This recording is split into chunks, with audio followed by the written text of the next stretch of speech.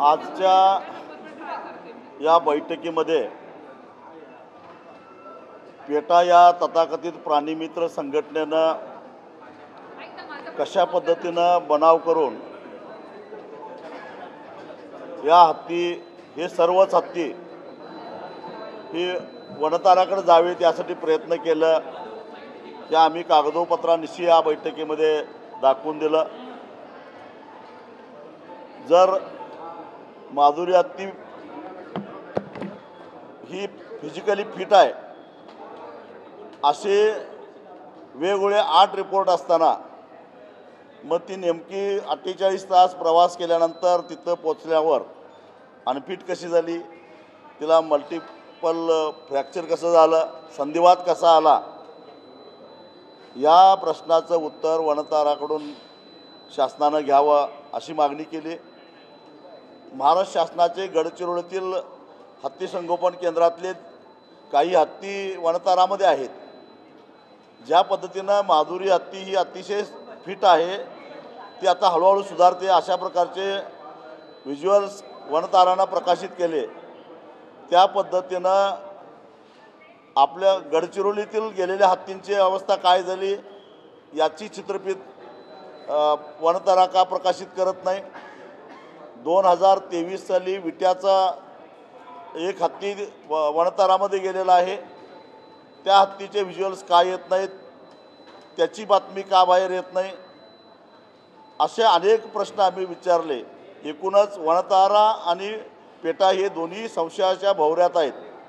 खुद्द उपमुख्यमंत्री अजितदादा पवार यांनी सुद्धा सांगितलं की माझी माहिती अशी आहे की 3 ते 4 हत्ती वनतारामध्ये गेलेले आहेत पण ते आज हयात नाहीत। मग याचं कधीतरी याची माहिती घ्यावी लागेल। एकूणच काहीतरी खोटानाटा बनाव करून व्यवस्थेला विटीस धरून प्रशासनाला वाकवून न्यायव्यवस्थेची दिशाभूल करून अशा प्रकारचे महाराष्ट्रातले हे जे हत्ती नेले जात आहेत, केवळ महाराष्ट्रातले नाही सीमा भागातल्याही हत्तींच्या मागे ते लागलेले आहेत। यामुळे आमच्या धार्मिक परंपरा, आमच्या सांस्कृतिक परंपरा सगळ्या मोडीत काढायचा उद्योग चालू आहे। त्यामुळं शासन काय करणार आहे हा प्रश्न आम्ही विचारला। त्यावेळी मुख्यमंत्र्यांनी सांगितलं की या माधुरी हत्तीच्या निमित्तानं पुन्हा एकदा सुप्रीम कोर्टामध्ये रिव्ह्यू पिटिशन मठाच्या माध्यमातून करण्यात यावं आणि महाराष्ट्र सरकार त्याला इंटरव्हेन्शन त्याच्यामध्ये पार्टिव्हिल इंटरव्हेन्शन पिटिशन दाखल करेल आणि ही सर्वसामान्य जनतेची जी काय जनभावना आहे ती महाराष्ट्र शासनाच्या माध्यमातून सुद्धा आम्ही मांडू आणि कदाचित हे जे पाळीव हत्ती आहेत, कॅप्टिव्ह हत्ती आहेत, त्यांच्यासाठी उपचाराची त्यांना संवर्धनाची जबाबदारी राज्य सरकार घेईल। परंतु न्यायप्रविष्ट बाब आहे, आता न्यायालयाकडे पुन्हा मागून राज्य सरकार आणि मठ या निमित्तानं लढून आधीच्या हत्तीचं काय झालं याची चौकशी आपण कोर्टामध्ये करू अशा पद्धतीनं मुख्यमंत्र्यांनी सांगितलेलं आहे।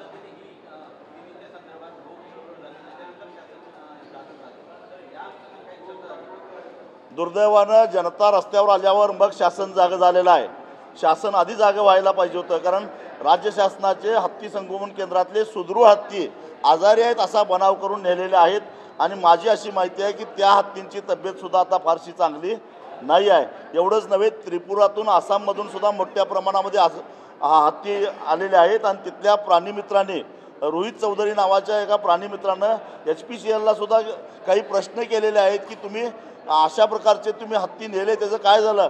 जवळजवळ 3000 किलोमीटरचा प्रवास करून हे हत्ती अगदी नॉर्थ ईस्ट म्हणजे हिमालयाच्या कुशीतून जामनगरसारख्या वाळवंटी प्रदेशामध्ये कसं काय नेऊ शकता आणि त्यावेळी HPC त्याला कशी काय परवानगी देते असे प्रश्न उपस्थित केले आहेत। पण त्या चौधरींच्या प्रश्नाला सुद्धा HPCनं कधीही उत्तर दिलं नाही। HPC हीच मुळात बोगस कमिटी आहे निवृत्त न्यायाधीशाच्या अध्यक्षतेखालची आणि हे सगळे उद्योग करतायत असं आमचं स्पष्ट मत आहे। या निमित्तानं ही सगळी चर्चा झाली पाहिजे।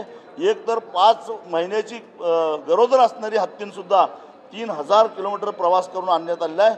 म्हणजे खऱ्या अर्थानं प्राण्यांचा छळ हे पेटा करतंय, प्राण्यांचा छळ हे वनतारा करतंय आणि पाळीव हत्ती ज्यांनी श्रद्धेने पाळतात, हत्तीला देव मानतात लोक, त्यांच्यावर विनाकारण आळ घेतला जातो असं आमचं मत आहे।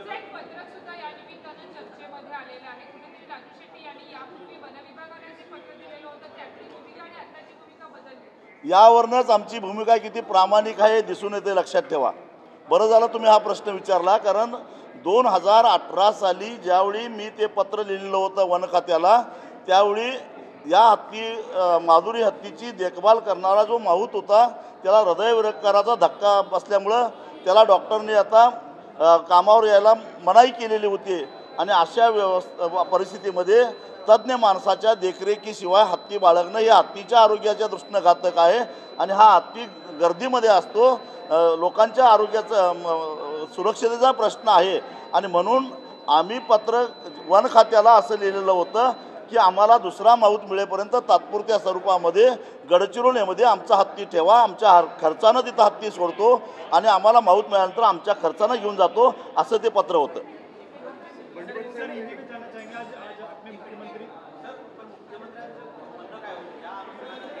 मुख्यमंत्र्यांनी सांगितलं की शासन तुमच्या बाजूनं राहील, मठाला सर्वतोपरी मदत करेल असं मुख्यमंत्र्यांनी सांगितलं. आम्ही काही दिवस वाट बघू, परंतु एक सांगतो, आम्ही आता जो काय लढा सुरू केलेला आहे तो अजिबात थांबणार नाही. जोपर्यंत आमचा हत्ती मिळणार नाही तोपर्यंत आम्ही रिलायन्स उद्योग आणि जिओवरचा बहिष्कार आमचा कायम राहणार. उलट त्याची व्याप्ती आम्ही वाढत जाणार आहोत, कारण कर्नाटकातल्या सीमा भागातल्या 3 हत्तीवर आता पेटानं चौकशी केली आहे. हे तिन्ही हत्ती एक लिंगायत समाजाचा आहे, एक जैन समाजाच्या मठाचा आहे आणि एक धनगर समाजाच्या मठाचा आहे. आम्ही ही मोहीम मागे घेणार नाही. मुख्यमंत्र्यांनी न्यायप्रविष्ट बाब आहे म्हणून हात वर केला, परंतु रिव्ह्यू पिटिशनमध्ये सरकार तुमच्या बाजूने राहील असं सांगितलं.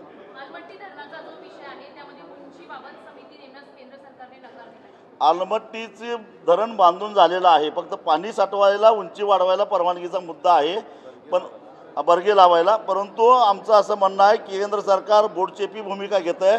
केंद्र सरकारनं खडसावून सांगायला पाहिजे, विशेषतः केंद्रीय जल आयोगानं खडसावून सांगितलं पाहिजे की जशी आलमट्टीच्या पाणी साठवण्याची उंची वाढेल तसं पाण्याच्या प्रवाहाचा वेग कमी होईल. पाण्याचा प्रवाहाचा वेग कमी झाला तर डोंगरावरून येणारं पाणी वेगात येईल आणि ते पाणी सगळं पसरून सांगली आणि कोल्हापूर जिल्ह्यामध्ये पसरून महापूर तयार होतो. हे त्याचं साधं कारण आहे. आणि त्यामुळं खेळ यांचा होतो, पण जीव सांगली कोल्हापूर जिल्ह्याचा जातो. अगदी केवळ शेतकऱ्यांचा नाही तर सर्वसामान्य माणसाचाही जीव जातो.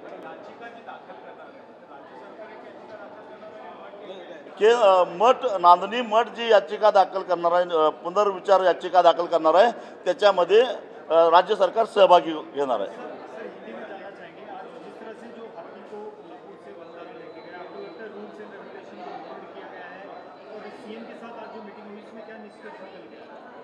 प्रेरणा पेटा इस प्राणी मित्र संगठन ने अलग अलग झूठे गवाह बनाकर रिपोर्ट्स बनाकर सरकार को न्याय व्यवस्था को गुमराह किया है और इसीलिए न्यायपालिका को इस हाथी को रिहेबिलिटेशन के लिए भेजने के लिए ऑर्डर देना पड़ा।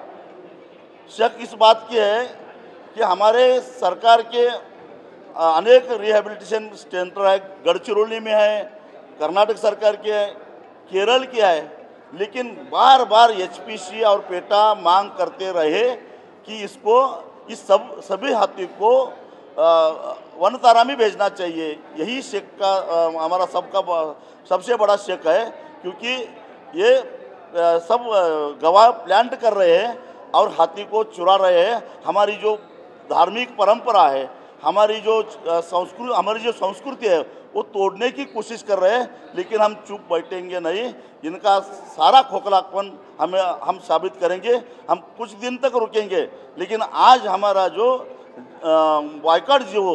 बॉयकॉट रिलायंस ये जो मुहिम है वो हम अभी सिर्फ महाराष्ट्र में, अब हम कर्नाटक में जाएंगे, मध्य प्रदेश में जाएंगे, राजस्थान में जाएंगे, पूरे देश में हम ये हमारा जो मूवमेंट है ये फैलाएंगे। सीएम ने कहा कि सुप्रीम कोर्ट का निर्णय है, अब रिव्यू पिटीशन करना पड़ेगा और रिव्यू पिटीशन करने के बाद राज्य सरकार भी अपनी पूरी टीम के साथ इस रिव्यू पिटीशन में साथ देगी। त्याच्यावर माझं एवढंच उत्तर आहे, व माधुरी हत्तीनेचा जसा व्हिडिओ टाकलेला आहे तसा विट्यातून 2023 साली नेलेल्या हत्तीनेचा पण टाकावा। त्याचबरोबर महाराष्ट्र शासनाच्या मालकीचे असणारे गडचिरोलीचे जे हत्ती गेले आहेत त्यांचे व्हिडिओ टाकावेत. दूध का दूध पाणी का पाणी झाल्याशिवाय राहणार नाही.